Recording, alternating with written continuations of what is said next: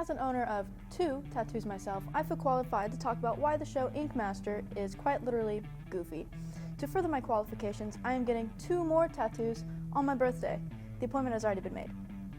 Surprise, Mom. I've also taken it upon myself to watch seasons 3 and 4 of Ink Master to really get a feel for the show. Now that we've talked a little bit about my qualifications on why I'm able to judge, let's talk about the actual judges and their qualifications. First off, we have Dave Navarro, Chris Nunez, and with a less complicated name to pronounce and spell, Oliver Peck. I think it's only right to start off with the first judge, Dave Navarro. Before his time on Ink Master, he was busy being one of the lead guitarists for Jane's Addiction.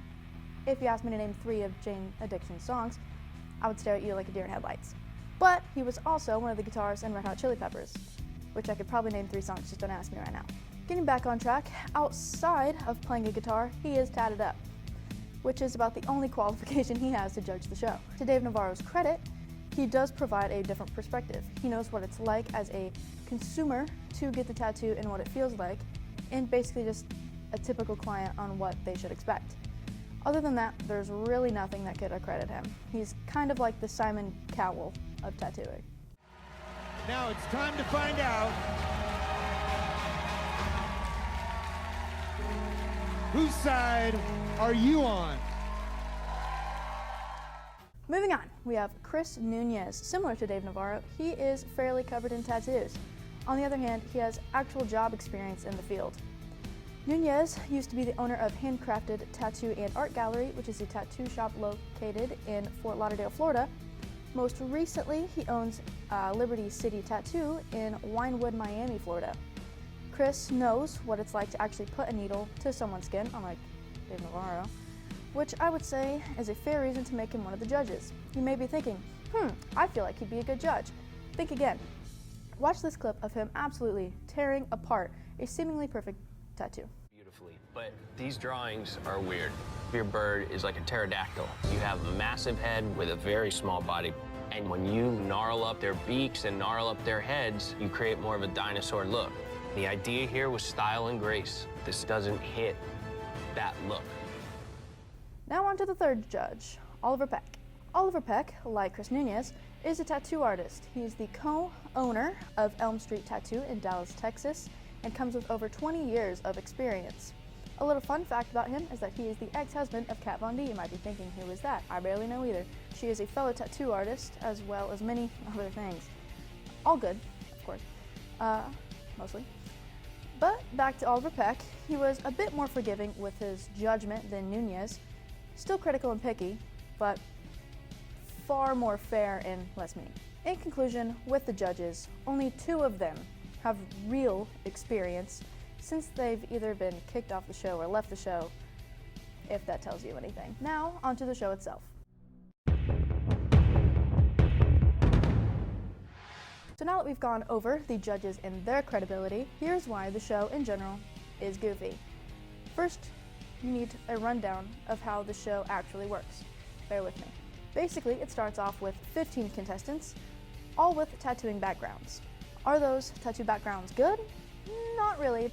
Not even to mention, most of the contestants have super weird stage names, but we'll touch on the contestants a little bit later. The beginning of each episode starts off with a flash challenge. These flash challenges typically include doing a tattoo in a short amount of time while trying to meet a certain criteria, such as sharp lines, shading, composition, color saturation, adaptation, etc. But some other times, the flash challenges have nothing to do with the needle and ink, but rather just technique and creativity. Take this video, for example, where the contestants are drawing on skulls to see who can mirror their design the best on each side of it. I just need to design something that the judges will find attractive and make each side perfectly symmetrical. At this point, it's super important for me to win a flash challenge. Any little advantage right now can make a big difference in my staying here. Let's get a little in your mouth a little bit. My mom's the biggest reason why I'm here. When I hear her voice upset and sick, it definitely takes a huge toll on me. I need to win this for her. I want to make her proud. After the flash challenges, the judges look at everyone's designs and determine who has the best tattoo of the day and who had the worst. Whoever had the best tattoo gets to pick what contestant tattoos what in the elimination round. The elimination round are usually a bit longer. They get about 6 or so hours to work and the night before to meet up with their client to plan the tattoo. Typically, with the elimination round, you have a ton of contestants complaining that they are not going to be able to finish. Tattoo baby. I tried to do a 12-hour tattoo in 6 hours. Even before you had the time crunch of tattooing it, the drawing, the detail of a lion is not there. I could draw. The client is causing them trouble, blah, blah, blah. But at the end of it, the judges come together again without the contestant present to decide who had the best tattoo and who was in the bottom. Once they've decided, they go into the room where all of the contestants are, call the names of at least 3 of them, and then those contestants go together to see who is getting booted out.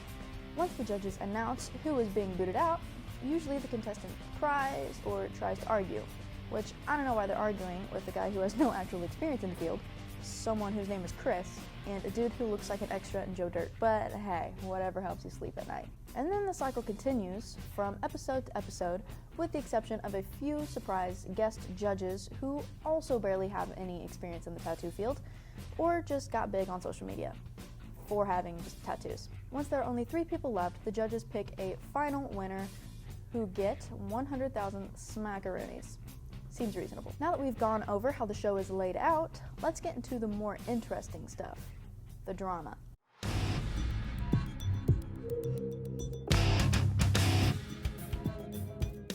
At the end of the day, Ink Master is a reality show with an alternative style, and that reality show aspect is evident.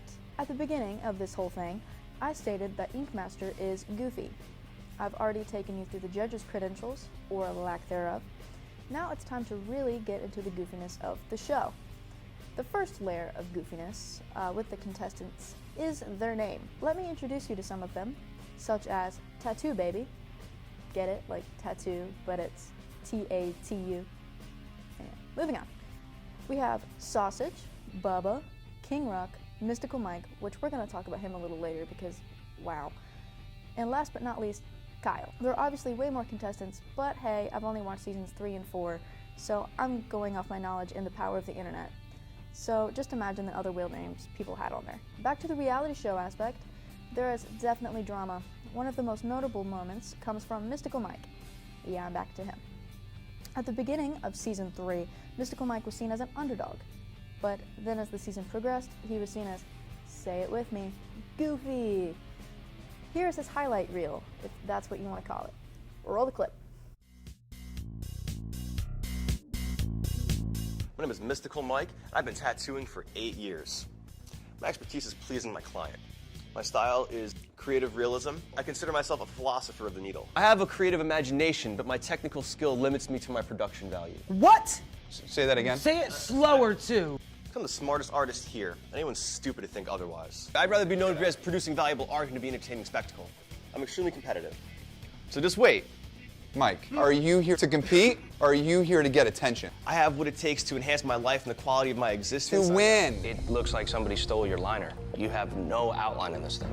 I don't know if anyone noticed, I only had 1 machine to work with for the whole tattoo. You only have 1 machine? It's all I had. Wait, I'm lost. I'm completely confused. You have 1 tattoo machine? I don't ever leave my house without 8 machines minimum. How would you come to a tattoo competition with a machine? That's insane. Continuing on the topic of drama, the contestants would create alliances. Outside of those alliances, they were out for blood, with making their direct competitor have the hardest tattoo if they got to choose. What nice people. Reality show drama repeats itself all the time, so I'm going to spare you most of the details. Just know that these grown adults whine a lot. Don't get me wrong, most of the contestants on Ink Master are insanely talented, but don't forget, with that said talent comes drama and whining and kissing up to the judges. I would like to compare some of the artists' work on the show, because these people are supposed to be seen as some of the best in the country, to artists' work at local tattoo parlors here in good old Indiana. Here are some of the tattoos from the best artists in the country.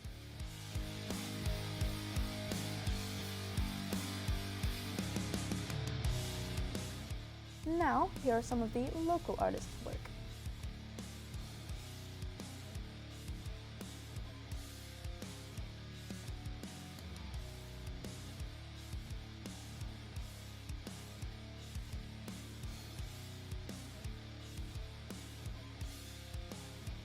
This is Chad Rowe. He is a tattoo artist here in Greenfield at Garden of Eden. Fantastic tattoos, right? Now, let me make it even better. He tattooed Post Malone multiple times. You know that big face tattoo he has on his forehead? Yeah, that was Chad Rowe. Here in town. His base price is $500 though, so remember to support local businesses, kids. I'm comparing the contestants' work to local artists just to prove to you that there are way more impressive artists out there, and the show is making it seem like these are the top-notch artists. These contestants are made out to be the best of the best, but when it comes down to it, local artists do the same, if not significantly better. They just don't get the clout that these people do. What I'm trying to say is that I want Chad Rowe on season 15 of Ink Master. Please make that happen, Dave Navarro, or somebody. To conclude on why Ink Master is so goofy, I'll leave you with this. The time limit judges set for the artists on the challenges was bogus. Most artists took over 6 hours, and the tattoo still turned out average. But I love bad shows with some fake drama. As a person with 2, almost 4, tattoos, the tattoo aspect is just an added bonus. Watch the show, or don't. Either way, it's still goofy.